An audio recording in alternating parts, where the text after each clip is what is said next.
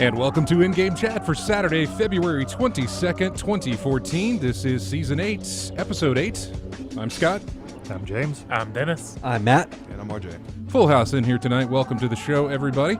If you'd like to get in touch with us, our phone number is 334-272-9228. That is 334-272-9228. Go to ingamechat.net for all the links to get in touch with us. You can find us on Twitter at InGameChat, as well as on Facebook. You can email us, everyone, at ingamechat.net. We are streaming the cam right now at twitch.tv. Head over there, look for In-Game Chat, and you can watch the show live, as well as join in the chat room. And for the chat room roll call there, I looked to Matt, because it doesn't show up for me still, for whatever reason. Twitch's chat system is... Well, it's a little busy taking in up, down, left, right, BA, select, start right now. Yeah, but it's been doing this problem for a long time. That's well just their before. most recent piece of deflection. Exactly. I'm having troubles pulling it up right now. Okay. Well, anyway, if you're in the chat room, welcome. I know that Moltal's in there, and Lavos.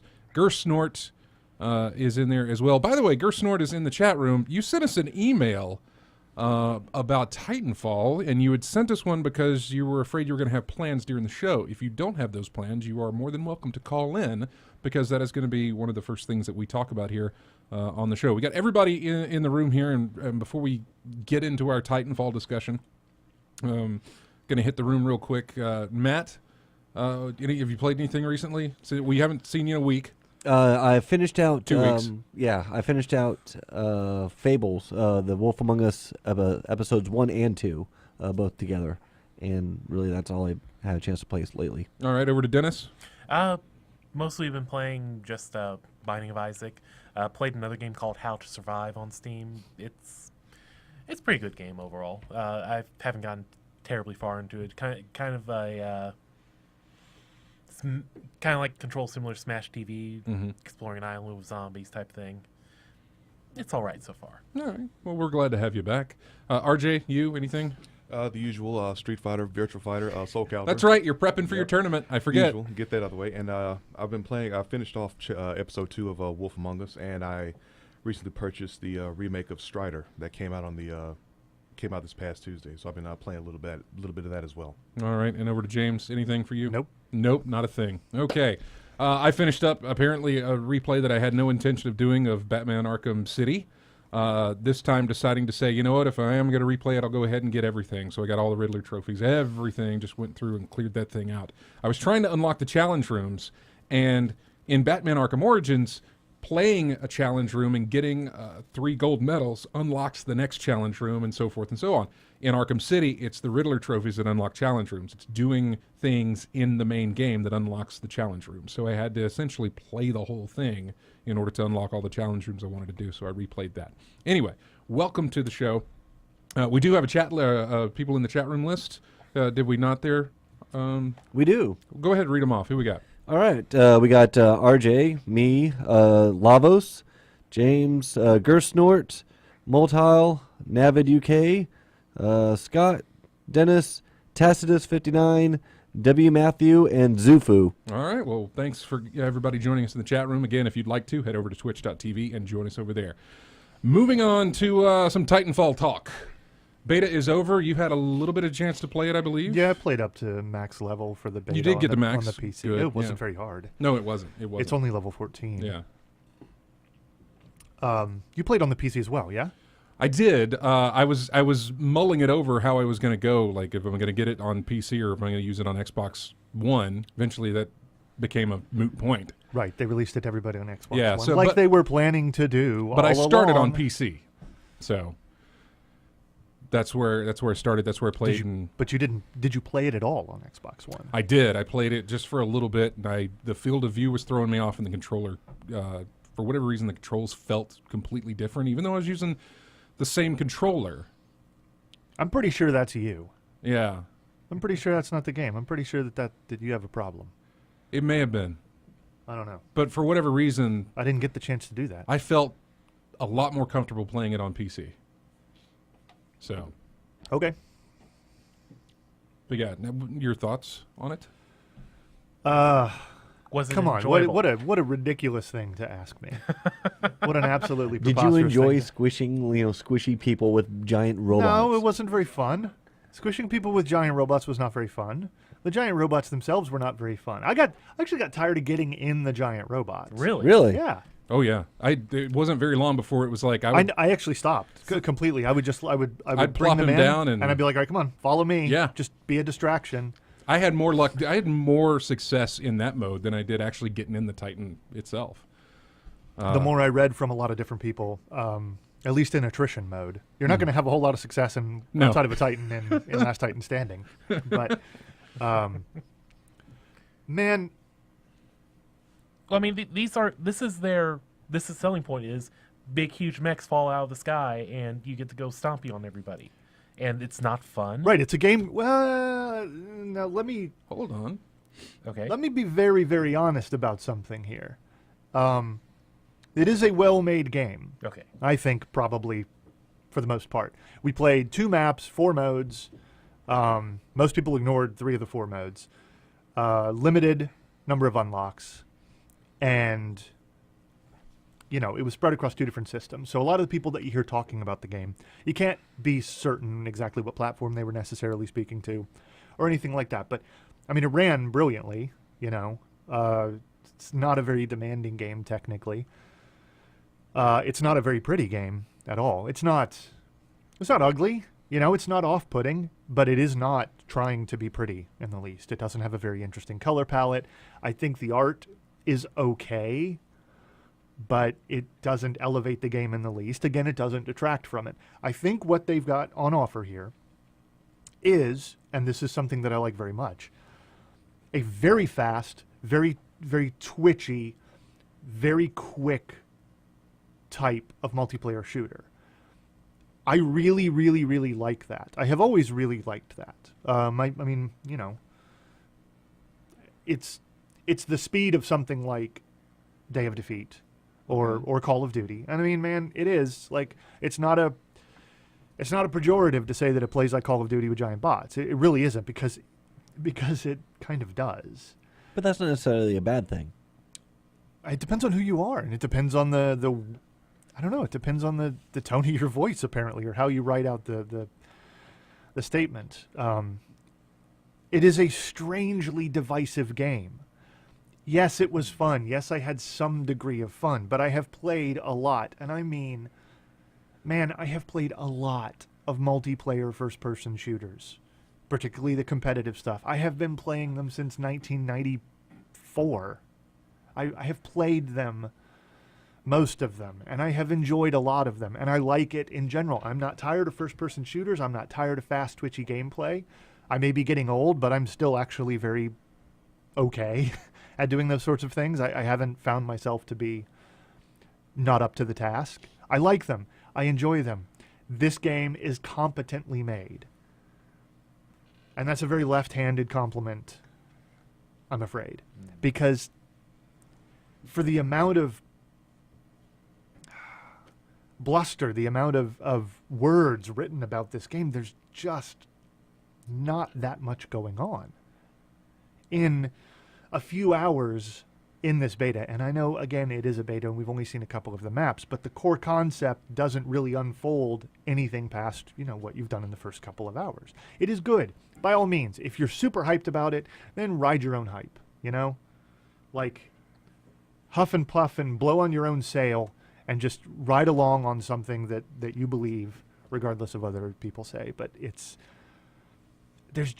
not, I don't know if it's depth. I don't know if that's the right word. I don't know if it's the complexity. There's just not a lot there. It's the kind of thing I can see putting a little bit of time into and then just chucking it aside because So there's no further reason to go into it. So you kind of think it's not worth its own hype, essentially? I think it is most definitely not worth its own hype because I can't remember the last time I saw any game of any kind in any genre for any platform hyped to the degree that this game is.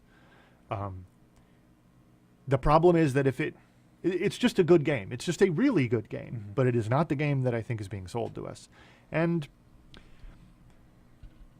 beyond that, I think that tastes matter a great deal. I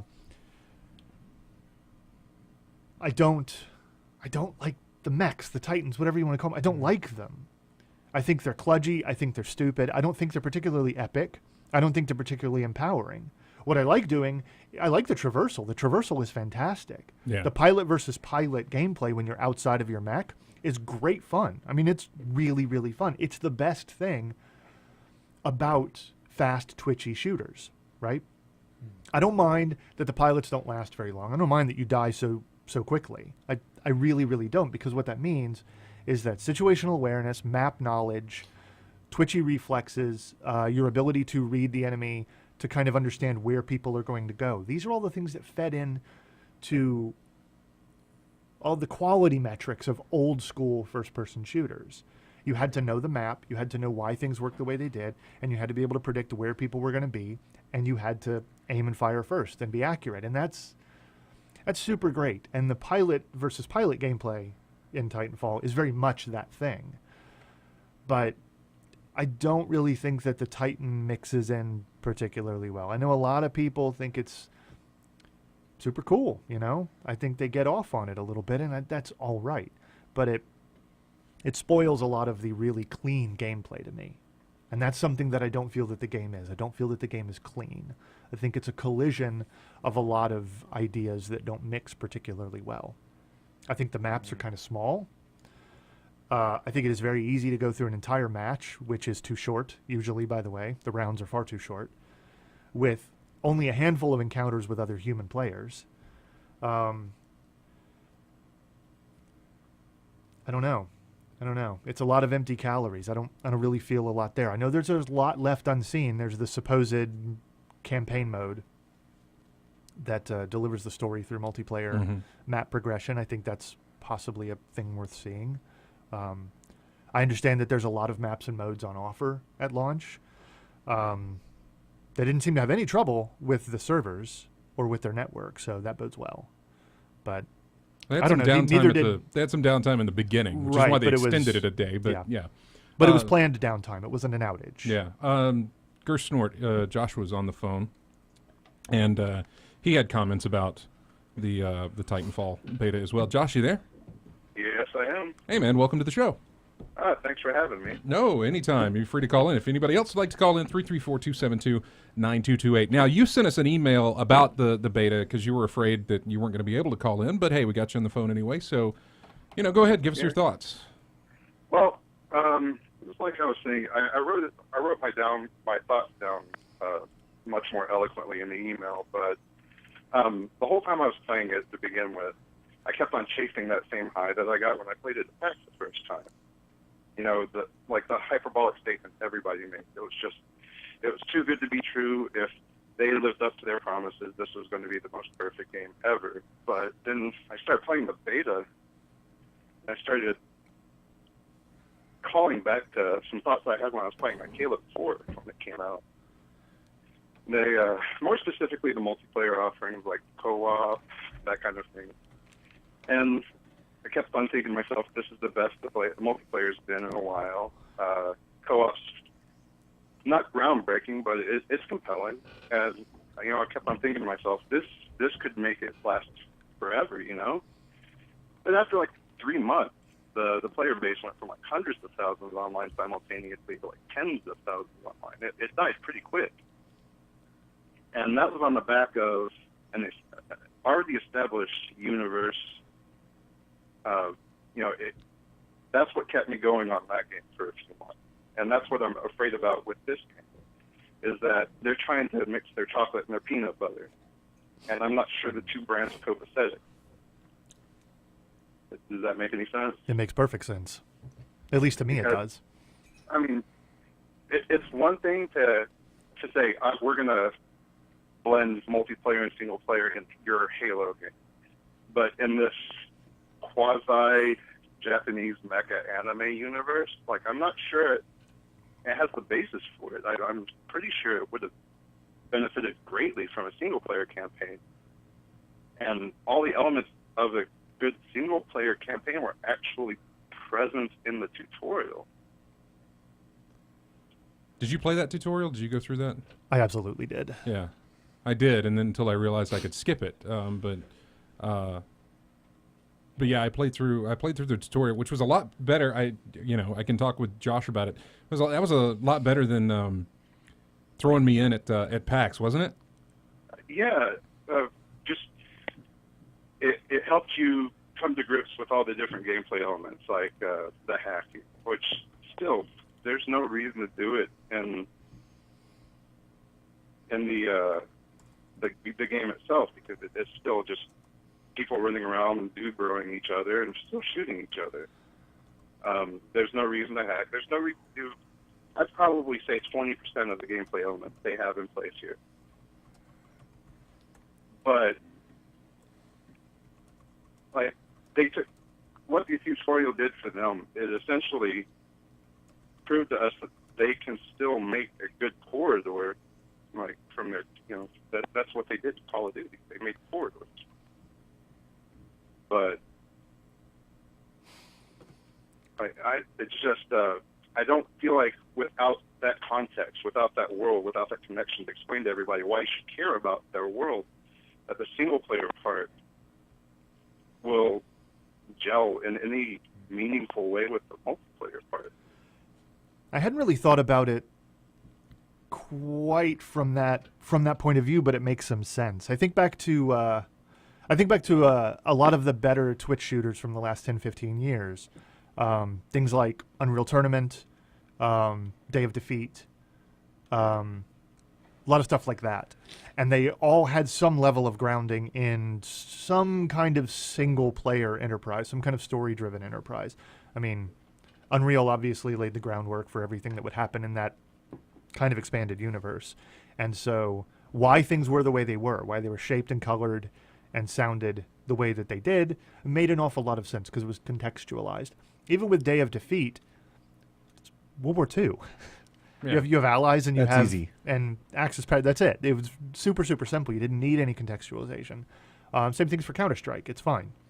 T's and CTs, and that's it. This has a really wonderful world, and there seems to be a reason why everything is the way it is. But never mind. You're never really going to be able to know. And I'm super suspicious about how they plan to streamline a campaign into multiplayer progression or into multiplayer style progression. They've been very mum about that. They've been very like, no, trust us, wait and see. It'll be super fantastic. And I don't know if I trust it. I can say that the gameplay certainly stands on its own. And I don't want to try to be any particular authority about this sort of thing, but I think a number of people, certainly people that have been playing long enough, can sense the difference between flash in the pan style gameplay and gameplay that really has a long-term hook, that has legs. And I can't put my finger on it, but I don't feel that that's this game. I feel that the gameplay is of a type that gets annualized and replaced in other styles of games every single year. It feels like the design is very Call of Duty. Playing it, I don't think Call of Duty. Right. But the mechanics are not that dissimilar. When you stop playing and thinking about it, Right. you start to notice the similarities, and you start to pick up on, well, if this happened with that, Right. it's probably going to It's happen probably going to here. happen with it. It doesn't matter what they tell me. It doesn't matter what the people selling me this game are trying to tell me. It doesn't matter how this game has been packaged for sale. Mhm. It's, I don't know. I wish that there was a way that more people could access it and see it for themselves. I would never try to dissuade someone from it, but I absolutely think that we need to hammer down the sharp tip of the advertising language. It's obscene at this point. When you brought up Call of Duty, did you have the feeling of like a same game, different skin? It's not that simple. I don't want to be that guy. I don't want to say this is just Call of Duty with mechs. I think Right. that's unfair and that's a disservice. Largely because it has some of the most interesting Yeah. the being able to transverse the maps, the movement stuff is very, very cool. You were saying, Josh?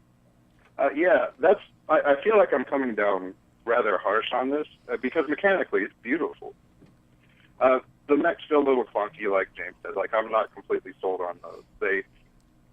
It feels like all they've done is scale down your enemy side and just put you into a slower moving body. Yeah. But the locomotion, the traversal, the getting from place to place, it's sublime. Like, you don't even really think about it after you've gotten used to it, which is the hallmark of a well-designed movement system. Yep, I agree completely.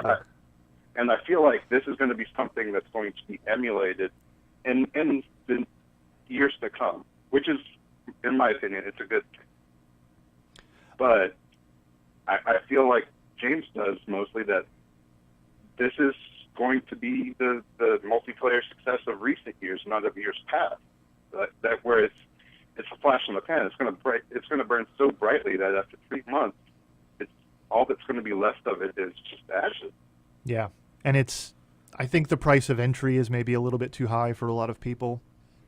It's 60 on both, right? It's 60 on both. Yeah, it's all. I mean, with the amount of energy they've put behind this thing, they really should just be throwing it at people to get the kind of concurrent numbers up, and then maybe monetize the whatever it is they plan on monetizing, the map packs or the expansions of whatever. I don't know, and I am still very interested in it. I don't want to be dismissive, and I certainly don't want to be combative where the game is concerned. And there are a few people that I've read who are a little bit trigger shy on this simply because EA is behind it. Yeah, I you know that I'm not that guy. I know you're not. I'm not. I don't think there's anybody here who is that guy. I've just read some other people, basically on COG, saying, they burned me with SimCity, and then they really burned me with Battlefield 4. Right. So I'm gonna wait a while. I'm interested in this, but I'm just gonna let it sit there and see how it does. Yeah, I think that's fair. I know that that's hard to do because you really want to be in on a multiplayer game the day that it launches. You're always going to. That's always when the biggest activity is. It's the biggest activity, and it's the point in time when nobody is ahead of you. Nobody has unlocks that you don't have. Nobody has map knowledge ahead of you. Right. So I don't know what to say about it. I'm certainly looking forward to it. And I got to tell you this, on the PC at least, man, this is a point that is related to one of my biggest problems with the game. Because of the way that this game is made, it is not using the old style peer-to-peer system. It's actually running on the back end of Microsoft's Azure network, all of their hosted servers. Super great. That's wonderful. My performance and my ping and everything was super fine the entire time during the beta. That's fine. I don't care. But we talk about how bad it is that the most recent Call of Duty games and the most recent Battlefield games, we don't have proper dedicated servers. We don't have... there is no binary so that you can run your own server. You can hack it apart. You can throw mods and map updates of your own design or community design. You can basically create those worlds that the dedicated server always enabled us to create, right? Distribute the binaries for the server, host it on your own dedicated machine, and do whatever you want to the game. Everything has become official. Everything has become a well-tended garden. And you can certainly rent server space, but you're never going to get your hands on the game. You can change certain aspects in the configuration of a server, right? You can find a Battlefield 4 server or a Battlefield 3 server, whatever, that's configured somewhat to your liking. It's got certain maps in a rotation that you prefer. Other ones that people don't like are taken out. You can change ticket counts and kill counts. You can change basic configuration options about the game. That's less than what we used to have available in the old days when you could make the world of your choosing, With Titanfall, you have nothing. Absolutely nothing. Because you will never have control of these servers. You will never be able to determine what the configuration details are of this game. The map rotation, all of that stuff is essentially going to be out of your control. At least is my understanding. And there's going to be very, very few options compared to even something like Battlefield 4 or Battlefield 3. And I despise that. I really can't stand that. I don't want these, whatever the 5-minute long rounds. I don't want, 3 deaths to happen in 5 minutes, and well, that's your time. I feel like I'm spending as much time loading between maps as I am actually playing them. I would really like to see a game mode that just disabled Titans as an option. And in the past, that's something we would have seen. And not for nothing, I want to see a server that somehow disallows controllers. That's right. You said, yeah. I played mouse and keyboard because it's a first-person shooter, and like I'm a grown man, and I think that's how you should play first-person shooters on the PC. Except then I plugged in the controller, and basically, it's ridiculous. The aim assist is far too strong. That there's any aim assist at all is not a good thing. But why would you ever play without it? It really made me mad. I started doing a lot better, but it really, really made me mad. That just plug in the controller, here's your aim assist. I understand aim assist on a console game with a controller, but that was yucky, man. That was no good, and it was yucky, and it made me mad. Just contemplating the idea that there's no configuration options for this, that I can't ever expect to find, whatever, some guy's dedicated server for this game that's got the game configured to my liking. That's never a thing that I'm going to have. Even on the configurations, even is just a small thing, but it was kind of a thing. I was trying to find a way to, I was trying to find a way to communicate with everybody, and apparently it's push to talk when you're playing on PC, which is fine if you're using mouse and keyboard. But I was using controller because of the location I was at. The computer was sitting way far away from me, so I was couch playing, and the mouse and keyboard configuration just isn't comfortable in that situation. So I just have a long cord to the PC plugged in, so I have my controller.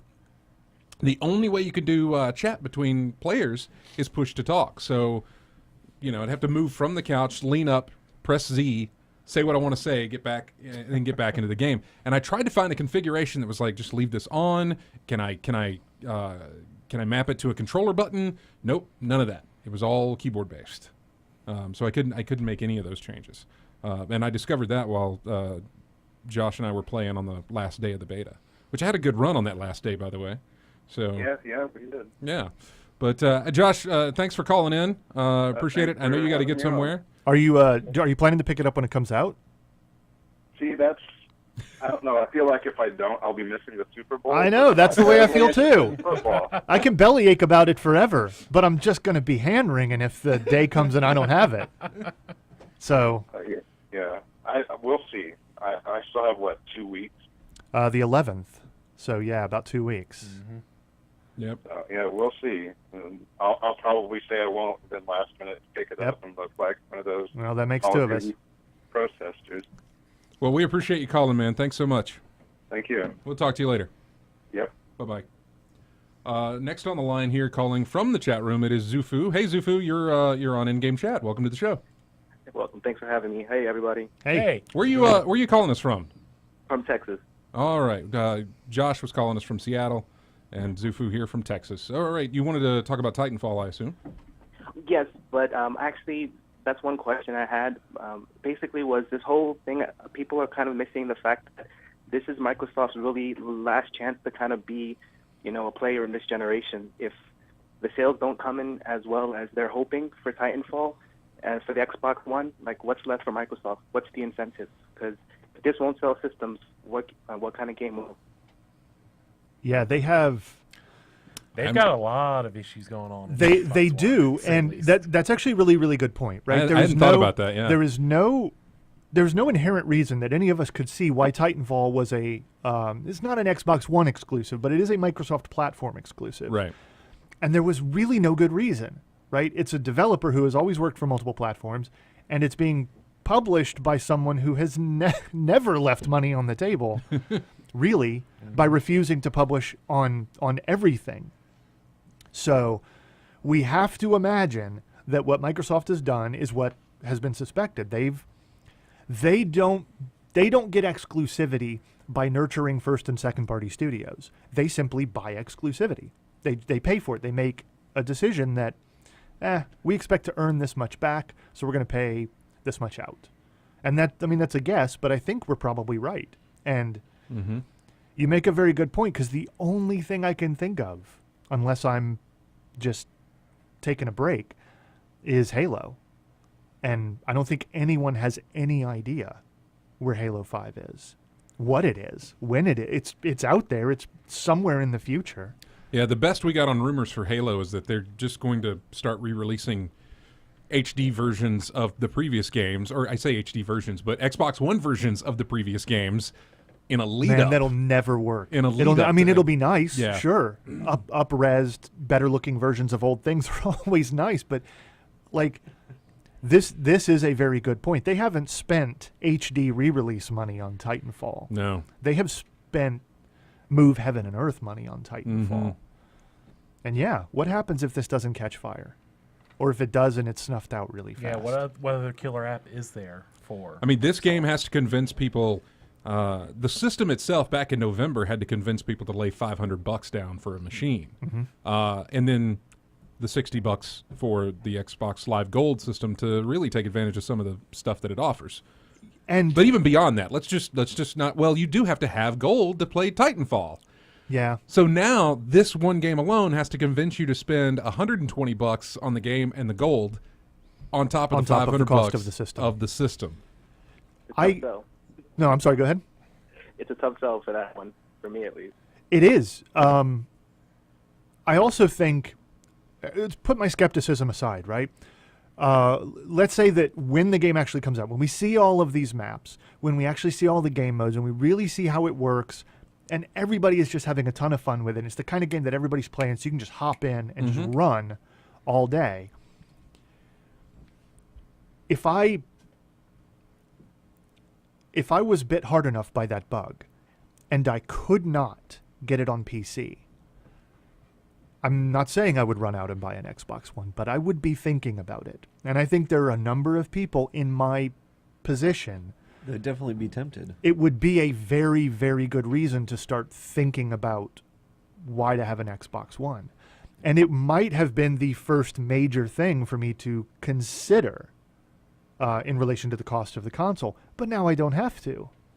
I can play it just fine for $70 instead of $600. Right.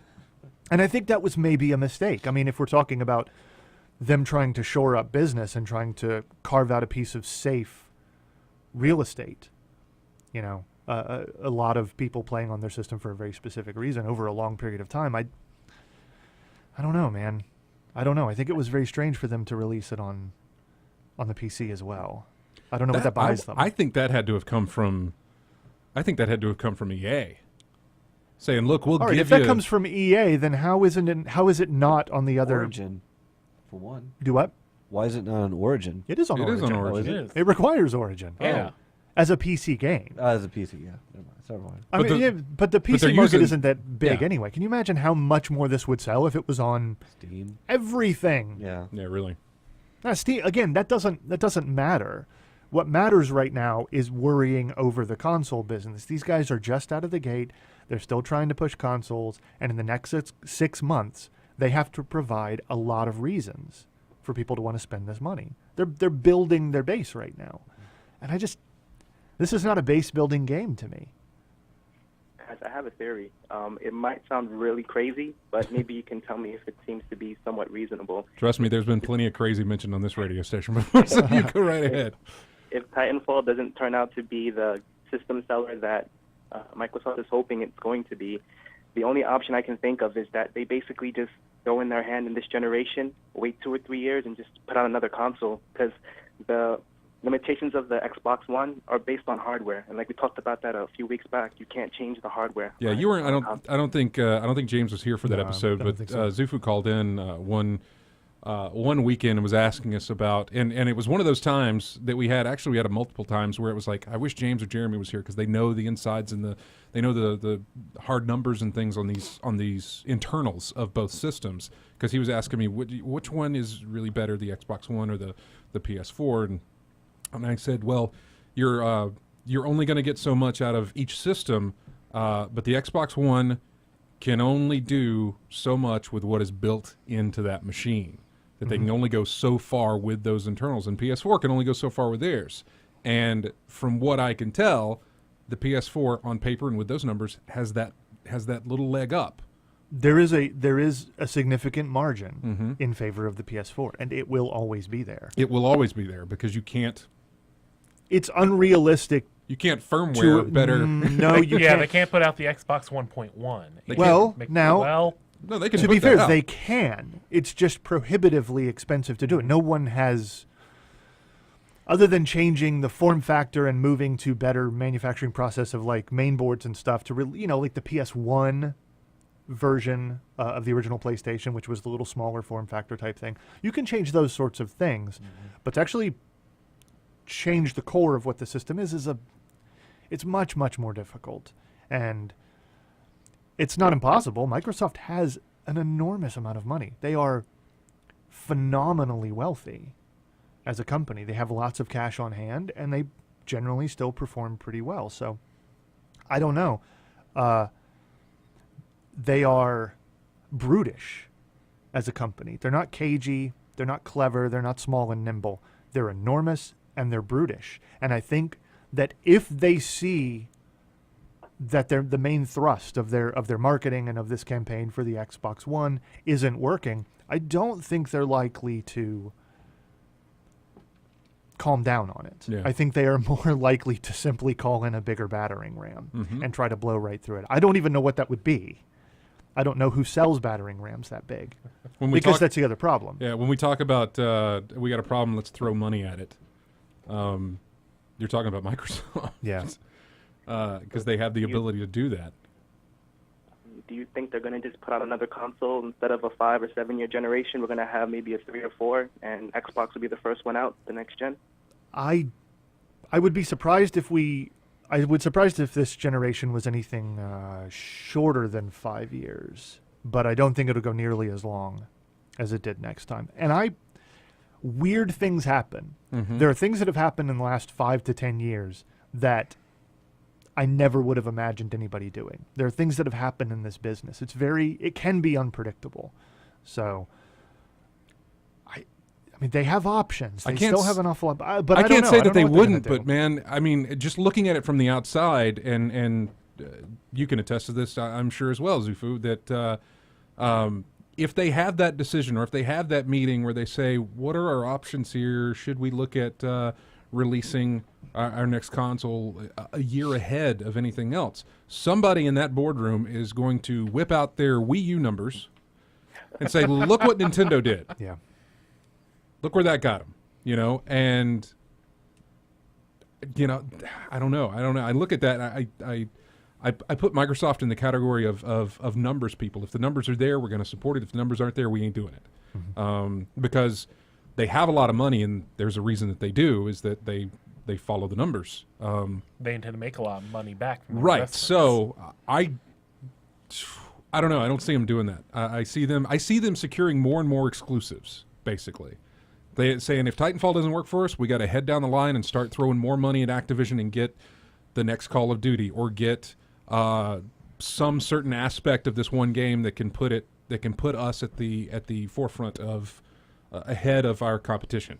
So I don't necessarily see them releasing a new console to make up for any kind of shortcomings. I see them hitting up more and more exclusives. I see them securing media rights, more and more, saying, "Hey, look, you want your, you want your Game of Thrones replays on HBO Go? You can only get them through Xbox One or something." That's an extreme, but this is what I'm saying. Put it out there and grab some of these. That's not even one of the worst thoughts. We talk all the time about how HBO, as an example, is kind of ready to just separate from the cable industry at kind of any time they want to. If you've used HBO Go, you understand how perfectly configured it is to be a standalone delivery system. I mean, It requires a subscription to a participating cable provider and a subscription to HBO through that provider, but it doesn't act like it. It acts like a perfectly standalone thing that delivers all of their own internally produced shows.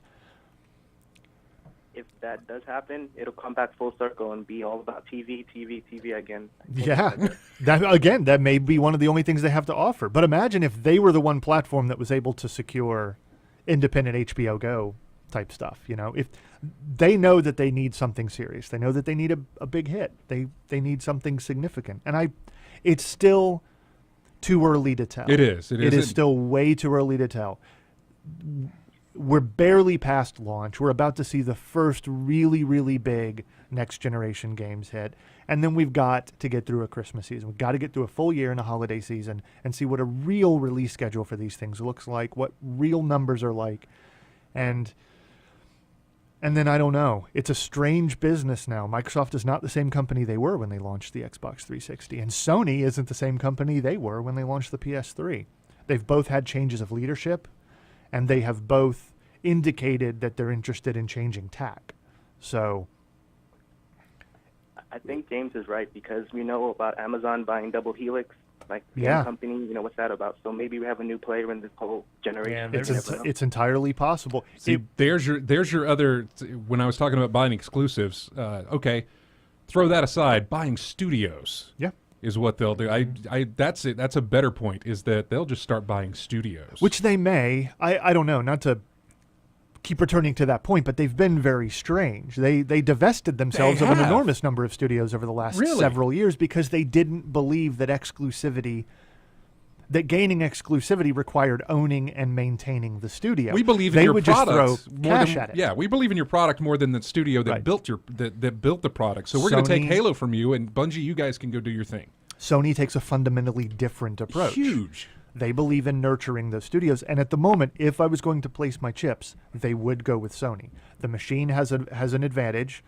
I believe that their branding is actually a little bit stronger. It means something. The PlayStation name means something that the Xbox name still doesn't mean. It's got a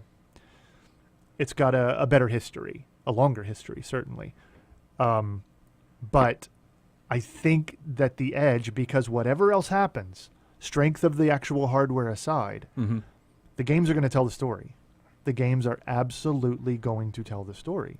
And Sony has aces in the hole, up their sleeve, tucked in their afro. I don't know, whatever. They've got them all over the place, and they can bring them to bear given enough time. Yeah. Microsoft really can't. They'll see what they can buy, and that'll be interesting too. And they'll just throw money at it. So, well, we appreciate the call, Zufu. Thanks for Yes, thanks thank for you very calling in. much. All right, thanks, guys. Bye. Have a good one. If you would like to call in, you can. The number is 334-272-9228, 334-272-9228. And you can also join us in the chat room on twitch.tv. Head over there, look for in-game chat, and you can join up with us. About 15 minutes. We could probably keep going with this. And just go I really, right to I really don't want to stomp all over the idea of Titanfall. What we thought about it, what we expect it to be, its effect on the future of the console. There's still too little known. It's very, very easy to kind of get out in front of the reality with this thing, just because we played 4 days of a beta Right. on 2 maps, and we're all kind of sick and tired of the hype. Or if you're a huge fan of it and you love it, then you're sick and tired of people like me stomping all over it. There's really, the proof of the pudding is in the eating, and the eating will happen in another couple of weeks. So I want it to be good. It does nobody any favors if the game is a poor showing. It actually doesn't. It doesn't help anybody if the Xbox One fails, if Titanfall turns out to be a piece of overblown misery, if there are massive server failures. It doesn't do anyone any good. And there was I'm not even sure who made it at this point, but there was a query in the chat room that maybe Titanfall 1, Titanfall Prime, whatever this is, performs fairly well, but has an awful lot of flaws, and that the concept is tweaked and redesigned a little bit. That and was actually, Zufu, by the way. Was it Zufu's Yeah. idea? He compared it to Assassin's Creed 2. Yeah. That it can really mature with another showing and maybe branch out to other platforms. It's worth noting that Mass Effect had that same problem. The first Mass Effect was Completely different from the other two. right, and it was good in its own way, but it was Yes. also not available on all platforms right Yeah. away. Right. So Next caller is Kyle, who is on the show. Kyle, you're on in-game chat. Go ahead.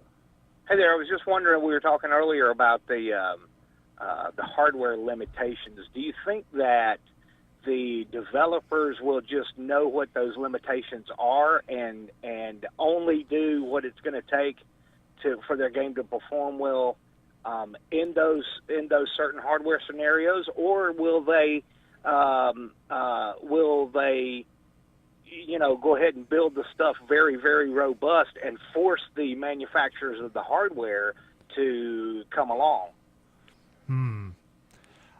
I think that's going to depend an awful lot on the developer and the amount of publishing money and time that they have available to them. I think, looking at the past generation, one of the things we always talked about, for example, when there are games that were on the PC and on the consoles, right? They're very different architectures, and the PC was wildly more powerful.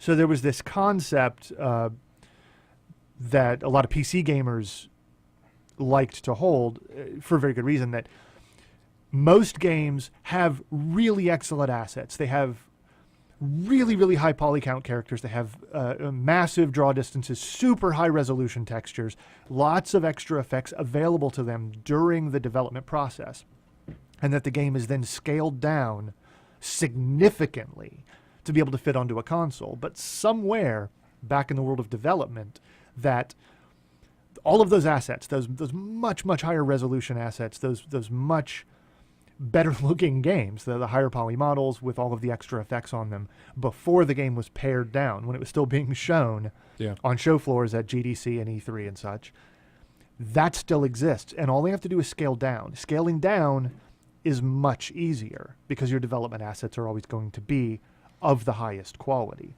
There is a hope that now that everything is pretty much in the same family, that they will always be able to deliver the best thing for any particular platform. There is a fear, however, that the lowest common denominator, which appears to be the Xbox One in most cases, is going to be the standard they develop to. We already have a little bit of evidence for this if you pay attention to the to the sniping. Really, there's not a lot going on in the console world right now, so any little piece of news, any piece of comparison, any digital foundry side by side, any collection of GIFs or screenshots or videos that we can use as a comparison, people like to use. So we say, here's a shot of this game on the PS4, here's a shot of this one on the Xbox. PS4 has had no problems so far bettering the Xbox One in resolution and frame rate in a lot of cases. And I'm not saying it's blowing it out of the water. But it's something better. But it is there, and the evidence is there. It's noticeable, too. It is, and it is noticeable. So I'm going... I guess for them to improve on the one, then the money would have to start going all the way to the other. People would have to stop buying the one and buying the Sony product, and maybe that would be a motivation for them to, up the hardware. It might. I mean, I think this is one of the things that's most difficult about looking at this difference and deciding, as we do as commentators and people with nothing better to do with our time than to compare these two things. When the 360 and the PS3 were in active competition, you could look at them and say, yeah, theoretically the PS3 is more powerful, but it's terribly difficult to develop for. The Xbox 360 is theoretically less powerful, but much more accessible. So it was a comfortable comparison because we could all theory craft, and you could never come to a real answer. This time around, they're essentially the same thing, and there are very minor differences, and it's pretty clear the 360 isn't good enough. So we have that concern of what happens when one of them is better than the other out of the gate, and for years to come. The problem is that designing, fabricating, building, delivering, making tools for, and then selling a console is almost prohibitively expensive. Only 2 people are really doing it right now. Nintendo has been several steps behind in hardware power for a long time. Anybody else who cares to play is making some kind of Android-based thing running on a cheap APU. There are really only 2 people competing in the console game right now because it is that hard to do. So even for these guys, going back to the drawing board and redesigning might be out of the question. It might just not be worth the money it would take. Yeah, So I kind of fall into that category where it's not about going back to the drawing board. It's about taking what you got and making the best of it. It's about gilding the lily. Yeah. It is. It's about finding reasons to say, okay, we can't compete head to head. What else can we do? Let's figure out. There's a term that they use here at the station. We're like, okay, yeah, we broadcast music and we sell advertising for the station, but let's find the they called it like alternate revenue streams. Mm-hmm. Let's find other things that we can dip our toe in that brings in money for us that doesn't necessarily have to be involved with radio. So they put on they did a wedding expo here and stuff, and they sponsored that, or we put our money behind a boat show or gun show or something like that. Just something that gives us an alternative to bring in our money. And that's where I think the media side of things probably kicks in for Microsoft. Is you're right. If they secure something that says, look, HBO, we're going to give you a ton of money if you'll just let people subscribe to your Go stream. As long as it's through the Xbox One. Through the Xbox One. That way people don't have to have a cable subscription anymore to use this. Right. They can get it here. Or any other, and that's just one thing, but any other. And it's just an example. Yeah. I will point out, and again, the hardware stuff I think kind of is what it is. I think it's going to be a while before we even see a revision of these consoles. Microsoft is really good at this thing that we're proposing, this thing we're saying they have to do to actually kind of make up for the perceived deficiencies. They are very, very good at it. Let me put it in this way. Let's say Microsoft threw enough money at them that they restarted Firefly, but you could only watch it on Xbox One. Yeah. Oh, boy. That's evil. Is that a $500 purchase for you? Yeah. Oh, Matt's already on it. You had me at Firefly. If I had 500 spare, yeah. Now, it's all digital, so you know it's going to end up outside of that somewhere, but I'm just saying. No, but those are actually good points. Yeah. Microsoft, I always like to compare what the Xbox 360 looked like at the outset when it was launched and what it looked like a year ago.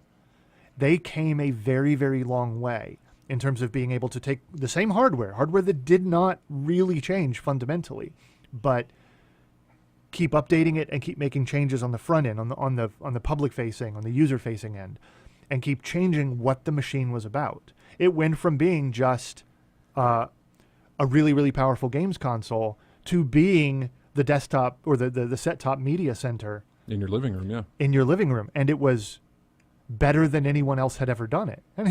But it was a console, and it started life as something completely different. Mm-hmm. They can do this if they put their minds to it because they've got that much weight and that much money. Sony is less nimble. They are we can see that they've made very smart decisions between last gen and this gen. But they might making those changes within Yeah. a single generation, I think that edge goes to Microsoft. And they might be less nimble in that regard, but their positives on their side, their pros that they've got is, like you said, that developer nurturing. Yes. Where, we're going to let you guys do what you want, and we're going to support you as much as we can so that you can make these games that are pulling in these console sales, basically. That are getting the media attention that they're doing, and also selling our systems, and they've got that going in their favor, whereas Microsoft does not. But Microsoft has the money in their favor to buy whatever they want, to buy their way out of their problem, in a sense, or to attempt to anyway, and they can do that all day long. And this all, of course, we're talking about what happens if Titanfall doesn't succeed for them, and that's what we're saying. And lately, as we've come to notice from games like BioShock Infinite or whatever, it takes a lot to be successful in the eyes of these companies. Yeah.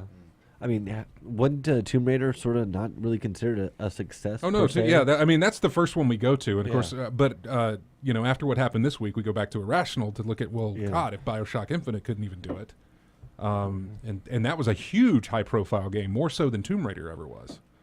But yeah, it takes a lot for your success, for a game's success. I also think that even if Titanfall doesn't succeed, it's hardly proof of anything actually happening to Microsoft. They've also proven that they can go ages, weathering, dealing with body blows from the market and from the industry. We can't write them off. They're an incredibly powerful company. Like we said, they have an awful lot of money, and they do, despite outward appearances, have long-term plans. And not for nothing, but I mean, we try not to talk too much about the corporate side of the business while we talk about the business of video Right. games, but it does matter that Ballmer is no longer the head of Microsoft. They've only ever had 2 people running that company, and it matters an awful lot that they're changing leadership again. I think it's related an awful lot to the failures they've suffered in the past several years, and the Xbox is a part of Microsoft. It can't be viewed in isolation. So I don't know. I'm optimistic about both of them. I really am. And I don't know. I don't like the Xbox as much as the PS4. That's a personal preference of mine, but I have no interest whatsoever in seeing it fail. I'm a fan of video games. I am not a fan of Just one platform market. holders Yeah. or publishers or anything like that. I don't really do that, and I think we'd all be best served if they both maintained a lot of really healthy competition over the next 5 years. However, you get your fix. It doesn't matter as long as a good game comes out. And, Yeah. Eventually, I think we're the type of people that we get all the different systems. After a while. So, however it's released, it doesn't matter after a while as long as it's good enough to play. Yeah, I don't know. This is a different generation too, where Sony's got a lot of your exclusives, but Microsoft doesn't. And as we've come to find out over the past generation and stuff, things seem to eventually make their way to other systems, unless of course we're talking about Sony properties. But eventually you start seeing, what was it? Loco Cycle showed up on PC. Yeah. From being on Xbox One. Metal Gear Rising Yeah, Metal Gear Rising showed up on PC. So I can't say that it'll always be there. And of course, then you look again at Titanfall being Microsoft platform exclusive, but hey, it's also over here on the PC for you as well. So anyway, we got to take a break for the top of the hour. When we come back, we'll have our second hour of in-game chat. If you'd like to get in touch with the show, 334-272-9228 is the number. We will be right back with more in-game chat. Here is music from Splinter Cell Conviction.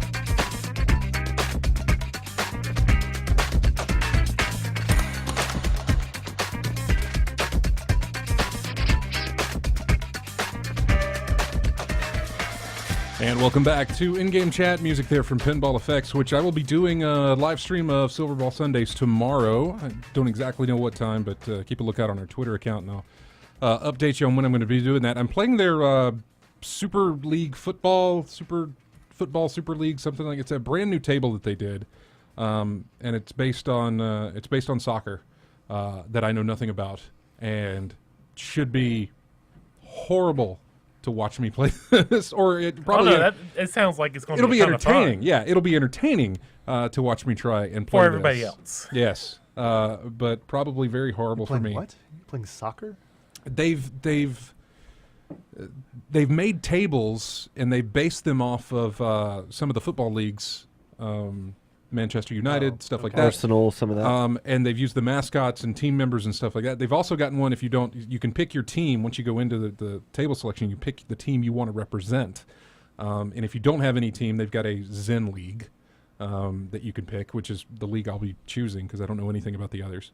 And it's all based on soccer. I'm going in completely blind. I'd go with Man U. Why? I used to watch their games when I was in England. Man, stop.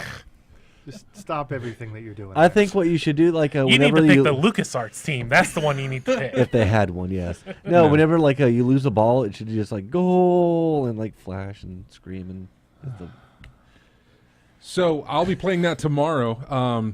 Matt won't be, but I'll be playing it tomorrow. So anyway, welcome back to the show, and a great long conversation we had there that just started from Titanfall and went all over the place, and that's usually what happens. So I want to thank everybody that called in last hour, and if you'd like to join us in this hour, 334-272-9228 is the number. But first, I know Dennis and James wanted to get to a topic and you guys walked me through this. I've only read about the headline on this, which is... What do you think about it? What do you think's happening? Why don't you tell me what you think's happening? What I think, because I've never read anything. That's why I'm asking you, because you haven't read. You right, exactly. World of Warcraft, they've bumped it up to 90 for the level cap. Is that correct? No, you're wrong. No, it's currently level 90. It's been level 90 for a year. Oh, no. Okay, then now I'm getting it. You can get to 90 by paying $60.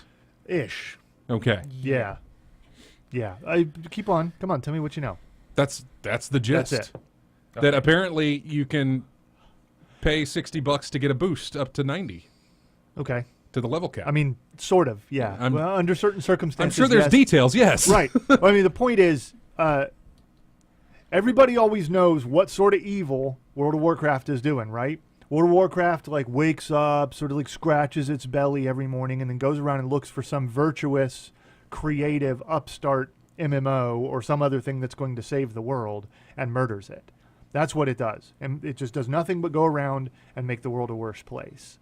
And if you want to know why people think that way, then you just ask them about something simple like what you're talking about. I know you don't harbor any of these opinions. Mm-hmm. But oh boy, a lot of people. Right, a lot of people do, and no one ever seems to really understand what's happening. With more people play this game than anything, just about. How are there so few people that understand what it's actually doing? With all of the people who actually play it, how come so much misinformation is distributed about this game? I really can't understand it. People are always willing to jump directly to the worst piece of information regarding World of Warcraft. And it is not...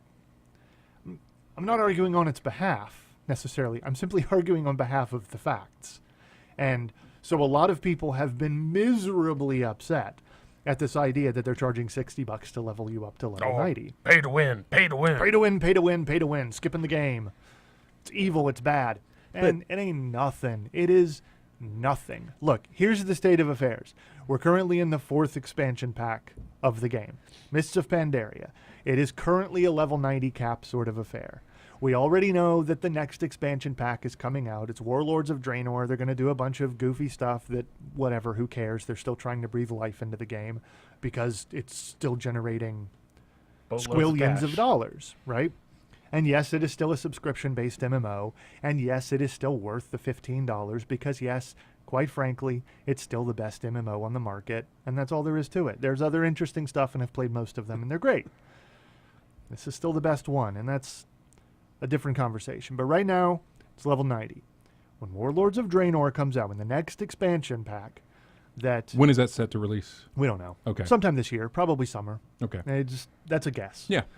When that releases, the level cap will become 100. So you will, all of the new content, right, will begin at level 90, and it will proceed through to level 100. And just like World of Warcraft has always worked, you level through a portion of the story. You play these quests, you go to different zones, you talk to different imaginary characters, they tell you to go, collect some bear fur or fish eyeballs or whatever, and you do it, and you click, and you watch some stuff on Netflix while you're doing it. And then you get up to maximum level, and that's where all of the continuous development happens. It has been this way for 10 years. If you don't like that, then that's fine. But that is what it is, and that is how it will be for this game, as long as it remains on the market. One of the problems, and something that they've tried to answer several times now, with varying degrees of success, is... Look, don't misunderstand how much I play this game. It is not something that I play an enormous amount, but I play it consistently and have played it consistently for years. I have two classes that I don't have at maximum level. Only two. And it's just no big thing. They have shortened the leveling process so much over the years. And I have been playing it for so long that it's easy for me to accumulate a bunch of characters and have them at maximum level with kind of no effort, Me and my friends will level them together, and it's whatever. But we have all done it so many times that I think about those last two characters, and I'm like, I'd like to play a monk. I'd like to play a warlock. But I'm really, really tired of leveling characters. There is nothing in that 1 to 90 content I have not seen 8 times already. So... If there's a way that you could bypass that. If there's a way I could bypass it, then maybe I think about what that's worth to me. Mm-hmm. When Warlords of Draenor comes out, everybody who buys the expansion pack, right? Every current player and new player who buys that expansion will get a free boost me up to 90 type of thing. For one character. For one character. That puts you on par, on level with where everyone else will be starting on day 1 of the new expansion pack. Doesn't send you to the end of the game. It sends you to the end of what is about to be kind of deprecated, useless, old content. Can you use that on... does that have to be on a character that has already been created, or can you start fresh? There's a whole process with it. It's not simply just a click a button and you're 90. There's actually a mechanism going to be built into it where you... if anybody is... Back when they did Wrath of the Lich King, they did the Death Knight stuff. Mm-hmm. And they had this really interesting introductory type scenario because that character effectively started right around level 60. He skipped all of that original content and started at a much higher level. So the introductory gameplay and quests were designed to teach you how to play the class, something that you would have learned through basic leveling previously. They're going to do something similar in this case, so they've said. But we don't know all the details. Point is, for old school players like me who are simply sick of running through all of this stuff, you're given an option. Here you go. If you've got 1 or 2 extra classes, do this. Let's say you played 3, 4, 5 years ago and you've got a bunch of guys that are, mid-level now, but you want to get back into the game for whatever reason. This is the option to get you back up to the current content. And if you are a brand new player, like let's say for whatever reason, any one of you guys wanted to start playing again with me, because I tell you that the game is actually still a really good MMO, and it is fun when you're playing with your friends. It's some of the best fun to be had. But what are you going to do? Warlords of Draenor is going to come out, and I'm going to be with all my level 90 friends, pushing through the content, getting up to the maximum level to do all the things we've always loved to do. What are you going to do? You're going to slog along on your own as a useless level 10, level 15, level 20, level 50, level 70, level 80, level 90 character. Won't be able to do anything with you. You have to grind through all that content. And I don't want to have anything to do with you and your low-level content because it's no challenge to me. It's actually kind of boring for you. And you've already been through it. And I've already been through it. I don't want to do that. So in order to be able to play with me, pick that game up. You get your free boost. You're right up with me. I can kind of hold your hand and introduce you to the high-level content. You can create a separate character. And go through that other stuff. And go through that stuff on your own. When you really, really look at it, for every person that is purchasing Warlords of Draenor and getting that free boost, not only is there an objectively good reason to use it for almost everyone. But it's free. It's absolutely free. For anyone else who is going to spend that $60, that proposed amount of money from the store, they're not really offering you a way to beat anyone else. You're not jumping straight to endgame content. You are not being given any kind of additional bonuses. You're certainly not being presented with competitive gear. It's something that will probably allow you to just continue questing, something that'll just put you on a decent footing to start doing the stuff they want to currently develop. But they're fighting this idea that the years of content they've created actually becomes not a selling point for the game, but a barrier to entry. And for most people, if they're willing to go all the way with it, they're going to have a free option for this anyway. But just like everything else they've done, character transfers, guild transfers, faction changes, race changes, gender changes, recustomization of your character, name changes, all this other stuff has been monetized forever because it has no real effect on the game. This, I'm telling you, it may appear to be entirely insane, but there's nothing here that breaks the game, nothing here that breaks what they've done, and certainly nothing that has a detrimental effect on the future. It just doesn't. Anybody new enough to the game to not have a bunch of 90s isn't already sick of the 1 to 90 grind. Anybody who's been around long enough has no real use for paying $60 to get another level 90 anyway. They've got so much support from their other characters and their other friends that the leveling process is a joke anyway. This is not that big a deal. It's not a big deal at all. Well, and it strikes me, I think, from Blizzard's point of view, is that they don't want you spending your money on this. They want this to be something like, oh, I need to go do this, and like think of it as a trivial thing. Yeah. They want you to think of it as like, is this really worth $60? Right. Like it's meant to be. How much do I hate all of this content that I've done? Yeah, it's people are complaining, oh, $60 too much. It's like, yes, that's the point. Right. It's meant to be prohibitive. Right. It should make you balk. It should make you go, no, I don't want this. Or at the very least consider, is this worth it? Is $60 worth skipping the grind? Yeah. And it shouldn't be a price where a new player could just be like, not even think about it, and then end up in level 90 content and be like, okay, what do I do now? Right. No, I don't think it's a problem at all. I don't see the big issue. I know that it's hateful because it's money charged for something that a lot of people, and to be fair, a lot of people consider it to be skipping the game. And I should point out that I am a very specific type of player. There are a handful of different types of MMO players, right? Mm-hmm. And one group of them, and I want to be fair to them, but one group of them believes that leveling content, that sightseeing trip through the world and its stories, the zones and the quests and the progression, that is the game. They don't like raiding. They don't like the continuous treadmill of gear. They don't like the endless pursuit of perfecting different gathering and crafting and professional type things in the game. They don't like running daily quests. They don't like the repetition and what they perceive as grind. And that is what the end game of an MMO is. You never get another level. Every form of progression comes in a different way. And they don't like it. So to them, they object to a mechanism that allows you to skip directly around what they perceive to be the best part of the game. I get that. I'm not like that at all, and I kind of think you're wrong. It doesn't destroy their game if somebody buys this boost. Which is the first point. The second point is, if Blizzard agreed with you, they would continue to develop that interstitial content during the course of the game's life, and they don't. Mm-hmm. All of their development effort, once an expansion comes out, is at the end game. New gear, new raids, new encounters, new bosses, new dailies, new zones. All of this for the people that are at the maximum level. Never for the people that are smelling the roses. Yeah, the most they did was Cataclysm, and that was just adding in the... I can't remember... That was a single one-time revamp of the point of entire process. The point of a subscription service is to keep you paying. Yes, absolutely. And sure, you can keep them paying through that length of that level through 90 to that max level. But like he says, if there's nothing there at the end, then you've lost a subscriber. There's your...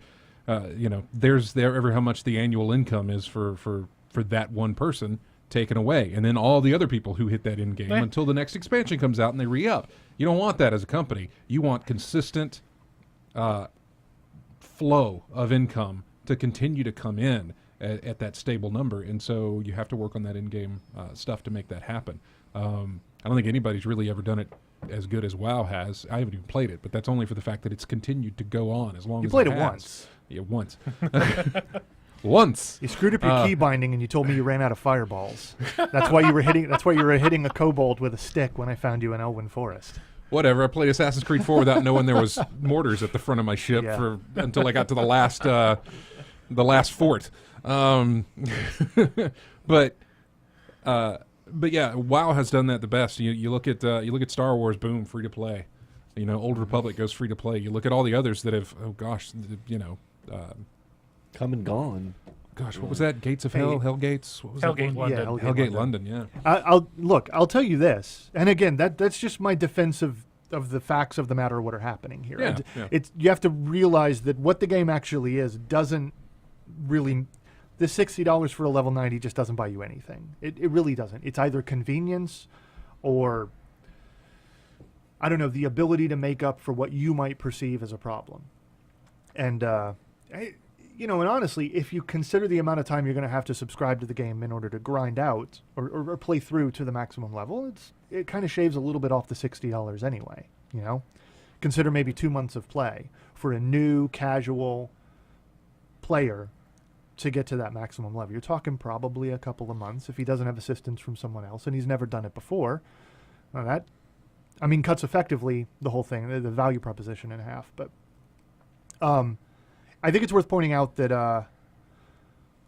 I think that if World of Warcraft were coming out today, that it would have just as much trouble. I don't think it was inherently better. I think it was its timing.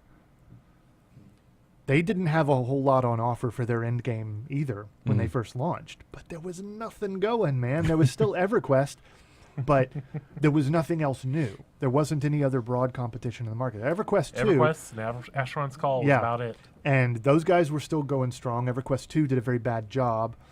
City of Heroes looked like some ancient, horribly designed thing in comparison. It didn't compare well at all. So... I don't know. It's not even so much that they were better in the beginning. It's just that they got there first and they did it right and they set the tone. Yeah. And nobody else has really been able to match it because they keep trying to do what Blizzard did. They need to be trying something else entirely. You can't have the same type of release window and the same type of schedule for releasing content. You have to come out with an impossible amount of content. Right away, inside of the first 6 months, you have to come out with ridiculous amounts of content to be able to fight them. And if anybody were doing that, Blizzard probably wouldn't be charging $60 for a level 90 boost. They probably wouldn't be behaving the way that they are, but they can get away with it because they're still the best game in town. Yeah. They're bringing up Eve in the chat room. Eve's the other best MMO. Yeah. But that's Eve, man. That's Eve. You should not play that game. Nobody should ever play that game. I thought it was just cluster spreadsheets. It's the actual game. Yeah. In a manner of speaking. No, you should never play Eve. It's horrible. It's terrible. You should never, ever go near it. And if you still go near it after being told not to, then it's the game for you. It's the game for you, exactly. Speaking of EverQuest, James and I are in the EverQuest Landmark Alpha. Alpha, yeah. Yeah. We are in the alpha. And we can give a few thoughts. We're allowed to talk about. That's open, right? You can talk about that, can't you? As far as I can tell. If you had to pay to get into it, I imagine it would be. Yeah. They had a difficult couple of days after they started that. But like, well, give us $100 and you can play our alpha and not talk about it. Yeah. It didn't go over well in the Yeah. first 48 hours or so. So they changed their tune on it pretty quick. I don't have a lot to say right now. We don't have very much because to talk about it. I can't find anywhere to build a house. To stake his claim. You actually have to go onto their servers. You have to actually find a location and stake a claim. But you cannot claim land that is too close to anybody else's. And everywhere that I was able to find in the first couple of days was already completely spoken for. or would take him forever to get to the places that aren't, because Right. where they plop you, obviously, or where they sit you down when you log in, that thing is already populated, and it's just spread out from there. So you're talking the far corners of the map is where there might be some available space, and the reason nobody's picked that is because it's not really a beneficial space to. Right, it's the Plop side your of a plane. mountain. Yeah, and is there not like any kind of sandbox mode to even play with the building? Not tools? currently, no. Hmm. At least not that I'm aware of. I mean, I know that they were pretty furiously updating it on the back end for the first few days, and I haven't gone back to look at it. Obviously, because I've been completely busy doing other things. But it's... I don't know. I don't know what's... I really don't want to say an awful lot about it right now because I haven't... We just haven't put in the time. I don't with think it's fair to talk an awful lot about it, but it is daunting to begin with. It is not... They are being very honest with you when they say that this is an alpha. Yeah, I And mean, they the make first very thing you specific log in, yeah. when you log in, there's a 3-minute video that plays with the guy talking to you saying, "This This is an alpha. This is not meant to be easy to use. It is not meant as a piece of marketing material, and it absolutely is not. It is very clearly an alpha. If you cannot handle the real fact of what alpha gameplay means, then this is not the thing for you, and I would recommend staying very far away from it. At least they're upfront about it right in the beginning. I mean, they are, and they are very honest about it, but I think people, if you're anticipating it and it's there, right, whether it's appealing to them for a key through the normal beta and alpha channels, or whether it's actually spending money to gain access, it's very hard not to just throw down and get access to the game and get in something early and see it as soon as you possibly can because you want to so badly. But it can have a terrible effect on your opinion of what it is you're testing and what it is you've been looking forward to, because it's not in a particularly good state right now. So, I don't know. I think possibly in the next week or two we'll have a lot more to say about it if we can get some more consistent time with it. Yeah, and kind of sync up with our servers and figure out where we're at and maybe get some time in together with it. But, of course, all of this has to be done before... I say all of it has to be done before then. No, there's plenty of time to work on this because it's the alpha, and they've got a good ways to go before this thing They do. moves into beta, and much less moves into boom. Here we go, final Open access for yeah, everybody. final build. So there is time on it, but time's running out. Is Thief this week? Thief is Tuesday. Tuesday, yeah. Thief is Tuesday. Then after that, you're looking at I think Titanfall. Then later in the month, you're looking at See, the 11th is Titanfall Yeah. on everything but the 360. The 360, I think, is the 25th, something like that, the Yeah. Mm-hmm. end of March.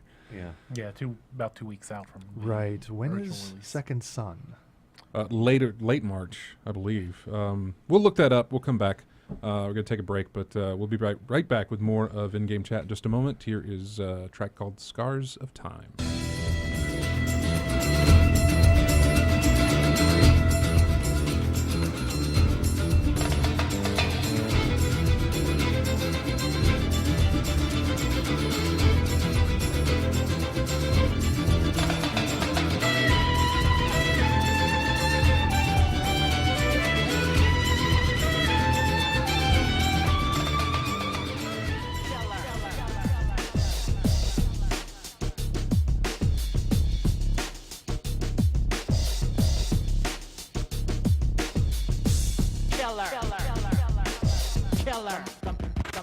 The mind.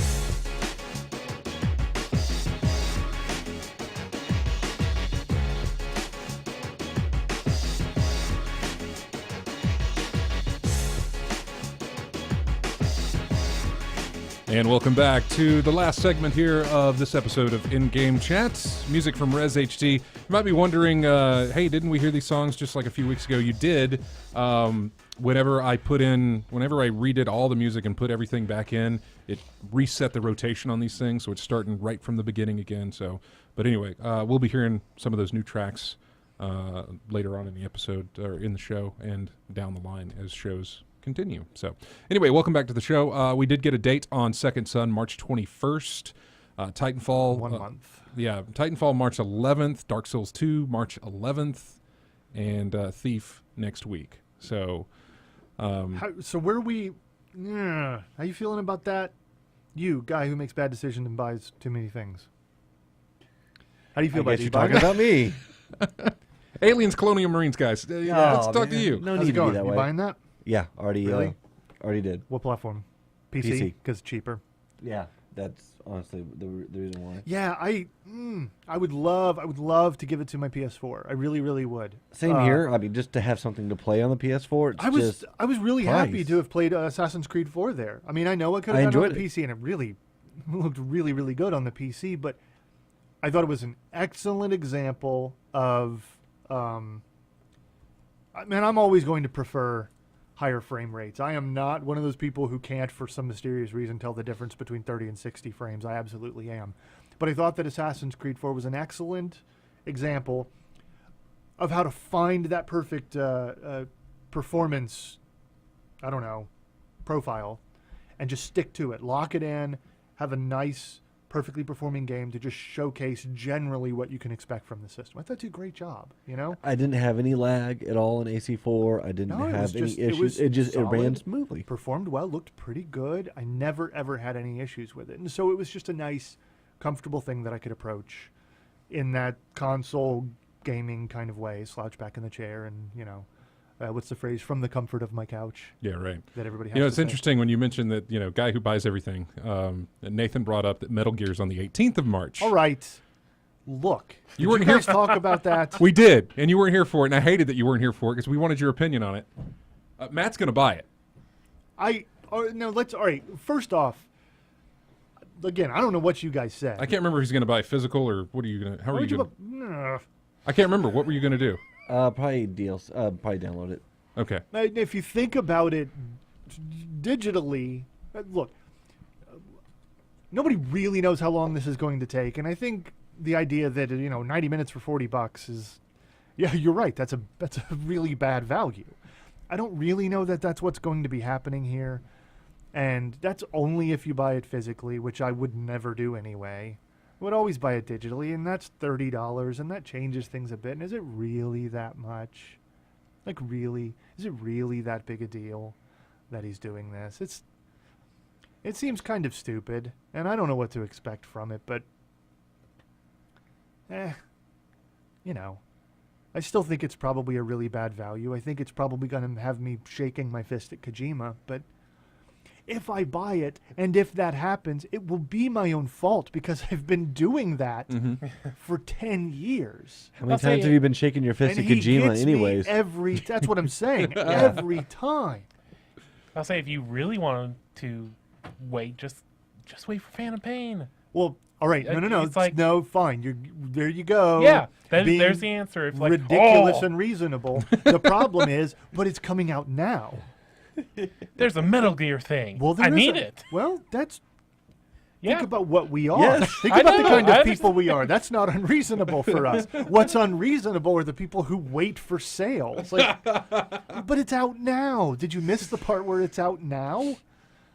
I don't know. We'll see. I don't think I'm going to bite directly, largely because I don't trust anything that's been written about this game. I don't trust one bit of it. I only trust, other actual people. And I just need to hear from some real people what is going on inside of this game. And then I decide whether I'm going to spend $30 on it. Right. So, but I totally forgot about it. And I did too until Nathan brought it up in the chat room. Thanks, I Nathan. mean, do you care? No. You don't have any history at all with Metal No, Gear, we do you? talked about that was one of the things we said. I was like, yeah, you're free to spend your money. I am passing on it. I don't have that kind of attachment, but I placed it under something like, well, God, if Uncharted was doing this or if Criterion was doing this, Yeah. I'd be on it. So it really comes down to your preference of, you know what? Is that franchise is that franchise as meaningful to me that I need to play that as soon as it's released? If it is, that's more than fine for you to go that route. But for me, I look at it from an outsider's point of view, and I'm like, no. But again, if I place that into my reality of things, Criterion being something or whatever the case, just something that I'm a huge fan of, then yeah, I'm all over it. And we also said that this model probably works for something like Metal Gear just because of the fan base, just because of the legacy that it I will has. say, how many of us in here bought the Metal Gear Solid 2 demo with Zone of the Enders included with Yeah, it? I did. Yeah, I did. I did. Got a lot of playtime out of it, too. Yeah. Man, Look, And so the Enders has good playtime as well. man, are you kidding? The Metal Gear Solid 2 ain't in it, man. I got the demo disc out of official PlayStation magazine for the first Metal Gear Solid. It was like 3 minutes of gameplay if you played it In the correctly. snow, yeah, I I remember. played it for 12 hours. Yep. Like straight. You think I'm kidding? No, I'm not, because look here. This falls right into my example that I was given.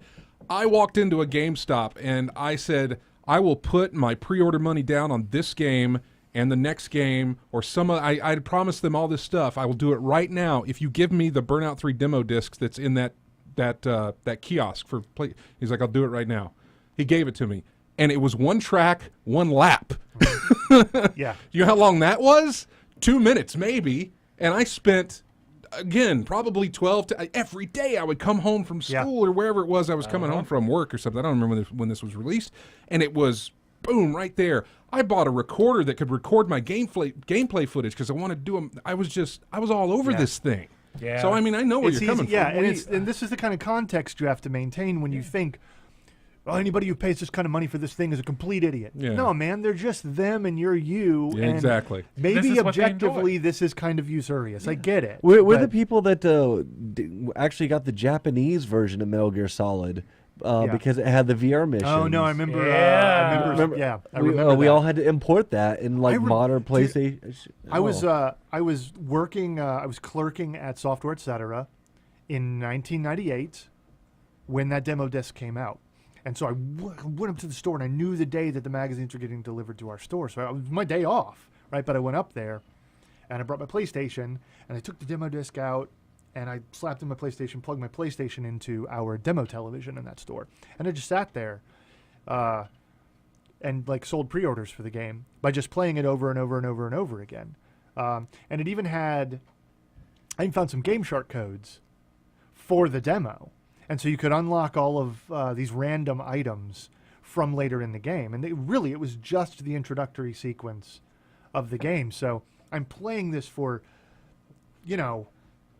6-8 hours straight just up at the store, and and I'm like, I'm unlocking ketchup and diazepam, Yeah. and we're like, what? Where do I need this at? What do I do with ketchup?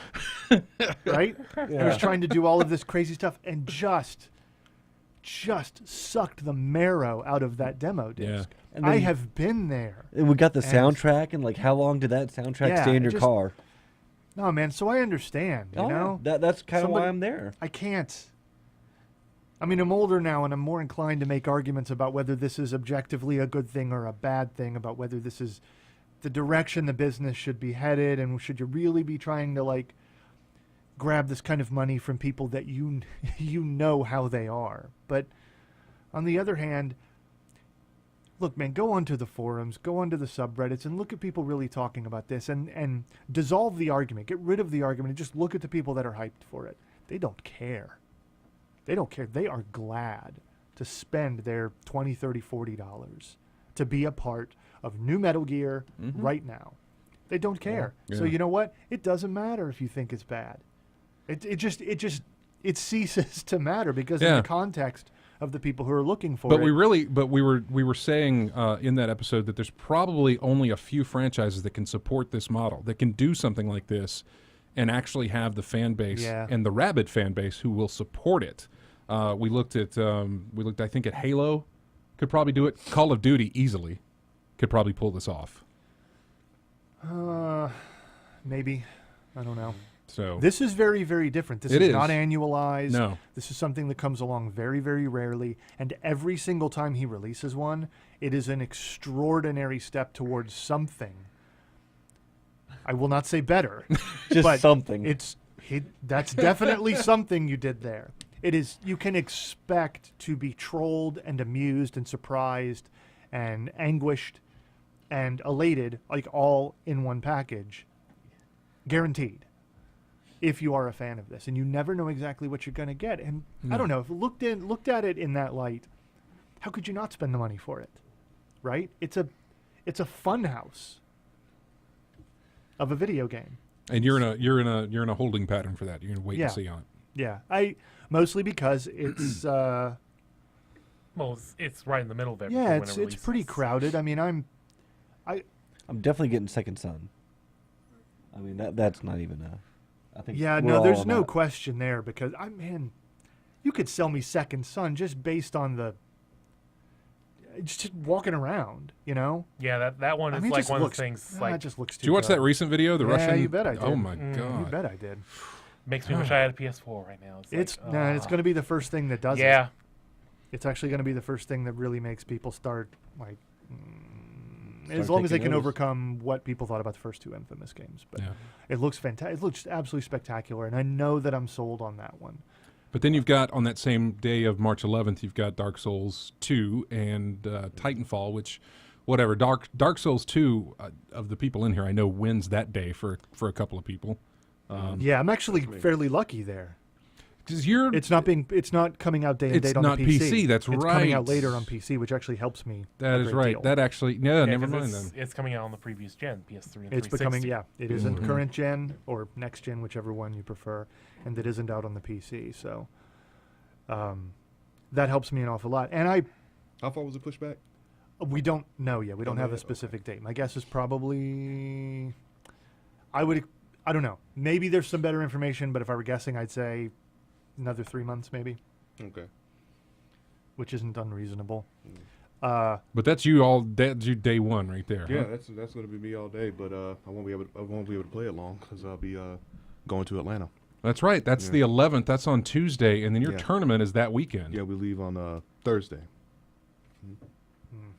So I won't get to play much. but I'll You probably I'll won't play as much of it as at I all can. because you don't want to lose your Edge. muscle memory and Yeah, everything else that yeah. you're going to be working on for that tournament. Yeah. It's a good, it's a fairly good time to be optimistic, though. I mean, Mm-hmm. even with Thief, right? Like, and I know that's tough for a lot of people. Did you play Thief? I played Thief 2 and Deadly Shadows. Okay. So you've got enough of a pedigree. I know Matt and I were both there for the original Thief, going all the way back. You've bought the game, so obviously you're not upset about what it is. You're pretty philosophical about Yeah. what it appears to And be. you picked it up on Steam? Or? On Steam. Okay. Did you go through Steam to pick it up, or did you get it? Well, yeah, I went through Steam. It wasn't Okay. until later that saw that they had the. I was Green going to Man say Gaming. if you know a good deal, let people know. So Yeah, I think Green Man Gaming last I saw was 30% off. which put Is it it to really that much? That's a lot. I think it was. What does that put it down to? 45? That's gotta put it down 50? No. Oh no, it's only $50 on Steam. Oh, it's only with the, 50? and the Oh my pre-order- God. The pre-order discount puts it at 45. Yeah, It's let me look at entirely that real quick. affordable as a PC Wow. thing. It looks like $40 worth of game to me. No, it doesn't yeah. really look like $60 worth. Well, I'm skeptical of it. Yeah, I don't know. I miss the original Thief games. I miss that kind of level design. I miss that kind of consequence, and I Mhm. miss that kind of sort of brutal game design. Unfriendly, unhelpful, very much oriented around exploration and experimentation. And games just aren't like that anymore. Just because it's Thief doesn't mean it's going to come along and be Thief. I Right. know that sounds ridiculous, but that's how it works. So I don't know. I think probably it's going to be a disappointment, but Says already for on Green Man Gaming, there's a off the bat 10%, but then there's a code for 25% off. So really, Wow. that's actually pretty good. Then I might pick that I don't up. know. If you're on the fence about it, I don't see how you could really go wrong for $35 or $40 No. or whatever that actually is. That's a pretty good. I don't know. Wow. I don't know. I don't expect much from it. I really enjoyed Tomb Raider. I really enjoyed Deus Ex. Yeah. I don't think this is going to happen a third time. I don't think I'm really going to be charmed by a reimagining of it. I think that at best it's going to be competent and have some enjoyable moments. And as long as you didn't spend too much money on it, then maybe you won't feel too bad about what you got. But I can't imagine going in and expecting Thief. Thief 1 and Thief 2 represent an entirely different philosophy of game design. Thief 3 embodied a lot of those changes that we hated back, during the OG Xbox era. yeah. The kind of things that we experienced with the second Deus Ex game, the kind of things that we saw with like Thief. Really, you're doing this to something that we love this much, but it also had some of the best. It had one of the best levels in video gaming. What the crazy The house? cradle. Yeah, the Yeah. cradle. Shalebrook, wasn't it? Or Shalebridge? Yes, yeah. Shalebridge Cradle. Yes. So it Oh, at so least offered something to posterity, I guess, even though the rest of the game changed significantly. It had a lot of good things to recommend it. There were a lot of nice advances in it. It was fun. I don't know what this thing is going to have to offer, and I think I don't know. It's risky at $60. Yeah, which is why I'm probably going to be looking up that Green Man deal here as soon as we get off the air and see what that's about. Because that's, I mean, I was not. I was like, you know what? I'll put in for rental, Redbox it, whatever. Well, I can't Redbox because it's on. Redbox hasn't gotten their stuff together to do. Man, what is? I don't know. By the way, they did an awful lot of belly aching They about did. being angry that Microsoft wasn't going to be supporting the rental business of physical copies, and then they're not there. I'm curious. You need to give them a call. Get them on the show.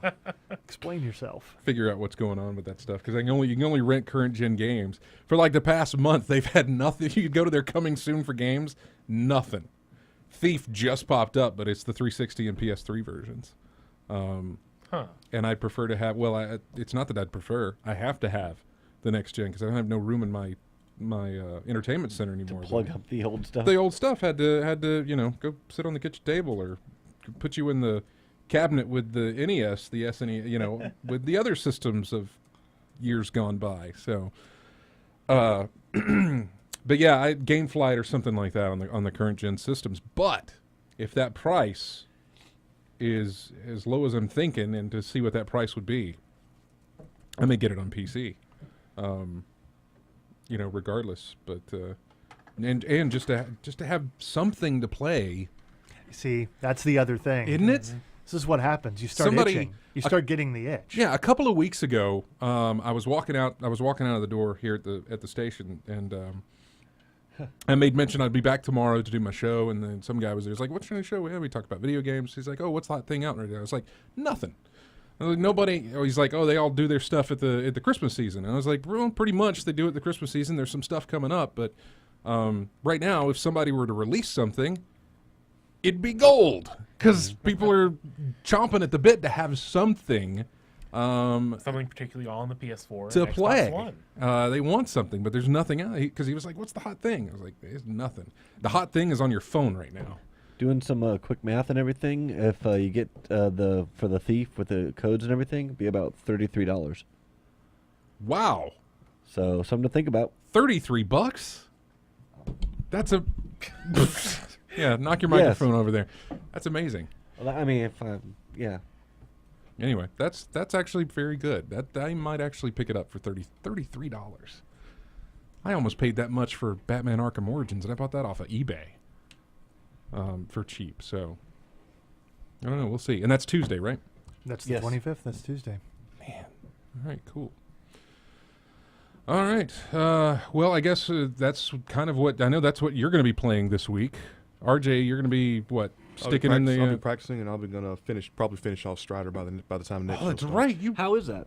It's a really fast-paced throwback. Your kind of game, huh? Yeah, fast-paced, real difficult. Got to do a lot of exploring to get all the things you want to. Has that touch of reminiscence. Those Tongue Post sisters are back. They brought all the old characters back.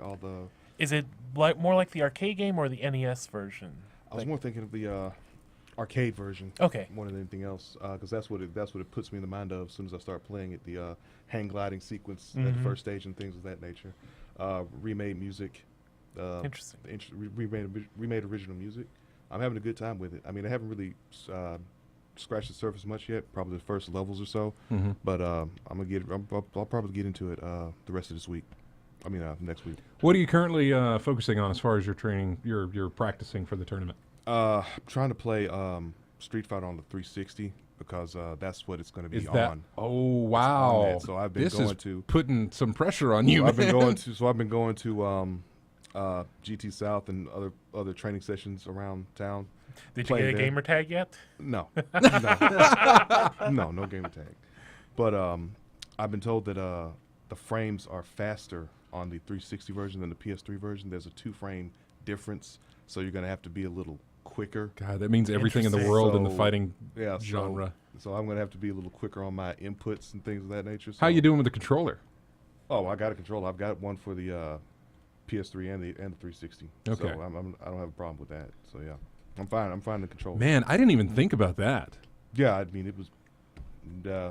It's been around for a minute, but to actually experience it is hearing about it is one thing, but experiencing it is something else completely. So. Do you know yet what your schedule is? Do you know what's going? Where you're gonna No, be? no, Okay. not yet. All right. I keep asking you every week. Yeah. It's, So we'll eventually have that, and Yeah. we can let people know when you're going to be in the tournament. And again, do you know anything about Twitch? Are they going to be broadcasting it?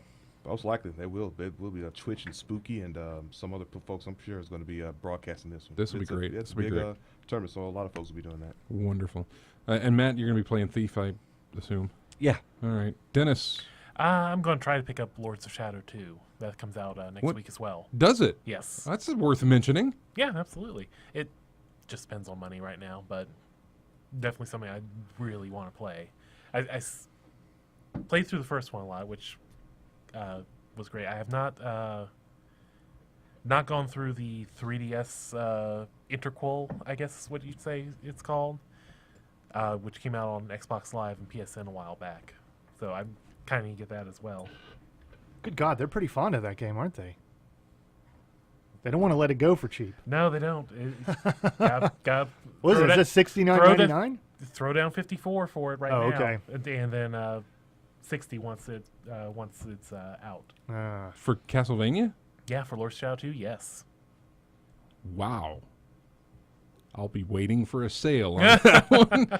When you were talking about who could wait for a sale, I can wait for a sale on that particular title. Wow, man. I did not know that. Okay. All right, so that would be for you if you can. If I can put that together. If not, I'll just do my usual Binding of Isaac, Kingdom of Loathing, all that. All right. Over to you. I don't know, man. For this $33.75, it looks like I'm going to be playing Thief. I Right? had no idea. Yeah, it's pretty good. I just walked through their codes and vouchers on GMG, and it's As I understand it, though, $33.75, this is the you'll get a Steam. it's a code. It's Yeah. a Steamworks game. Yeah. So Man, that's a great deal. Wow. fell off the back of a truck. No kidding. Look at all these codes. $33. That's a good one. I think it's also an indication of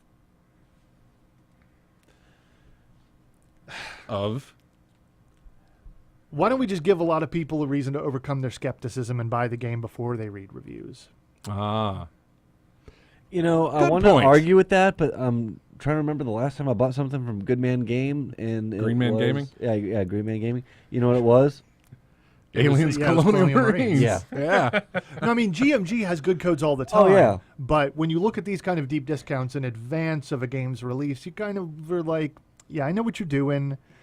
I think we're haggling here is what we're doing. Yeah, we are. The game has a price on the market, and I'm not really interested in that price for what I suspect it's going to be like in terms of quality. So let's meet in the middle here, and I'll give you, a little bit less. And we'll just agree that your game's probably not that good. Well, yeah, it's one of those things where it's like, I don't feel too bad for it. I paid $30 for the game. Yeah. I don't feel too bad that it's not, exceeding my expectations or just blowing me out of the water here. Right. And that's a good. I didn't even think about that point. It's like, it could be on that. Yeah. It could be on that discount because this is the best way that they can make money before those reviews hit. And everybody gets to play it and figures out what it's going to be. So, But yeah, I don't know. I know what I will be doing. I know that I will be.